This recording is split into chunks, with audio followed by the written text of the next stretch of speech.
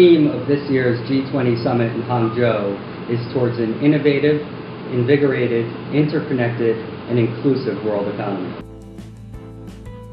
There's still a view that the world economy is a bit fragile at the moment, and there is some truth to that, although we're seeing more bright spots in more places than ever before. The U.S. economy is almost fully rebounded from the economic crisis of 2008. Unemployment is under 5%. The stock indexes are at all-time highs. We're continuing to see 6.5% plus growth in the Chinese economy. The Indian economy is rebounding with over 7% growth. And so I think as we enter this new digital, innovation-driven, interconnected world, this is one of the most important G20 summits in many, many years. And I think the choice of Hangzhou and China in particular speaks to the importance of China as the second largest world economy in continuing to drive this rebound in the global economy. And we certainly know at this point, there's no doubt, that what's good for the Chinese economy is good for the global economy.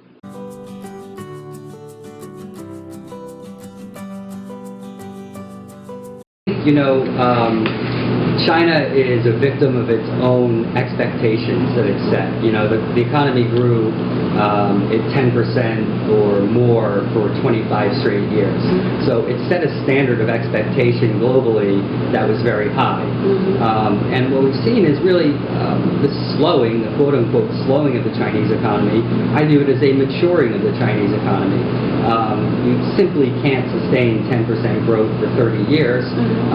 You know, the Chinese economy started from a very low point 30 years ago, and I believe 6.5% growth is still very healthy. And much as the global economy is transforming today, China's economy is in a transformational stage as well. And I think some of the themes that we're going to be seeing in the G20 summit speak to that. So an innovation-based economy, a consumer-based economy, a services-based economy.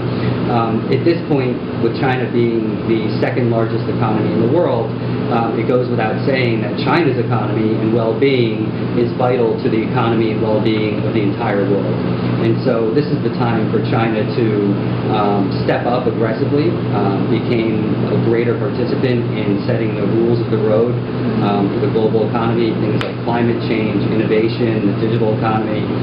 The world needs China to step up, to succeed, and to continue its leadership in the world.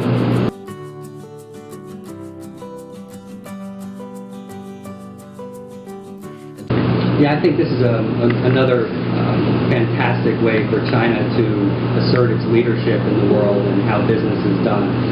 Corruption is a global problem. It exists everywhere. It exists in China, it exists in India, it exists in the U.S., in Latin America, and there's no doubt that corruption at a certain level inhibits economic growth, inhibits innovation, inhibits development. So I see a parallel with China being the first country a couple of years ago to sign on to the new global climate change accord, which opened the door for the U.S. to also sign. And that was a great demonstration of how Chinese leadership can help set the agenda for the world. And so I think it's necessary and courageous to put anti-corruption on the agenda.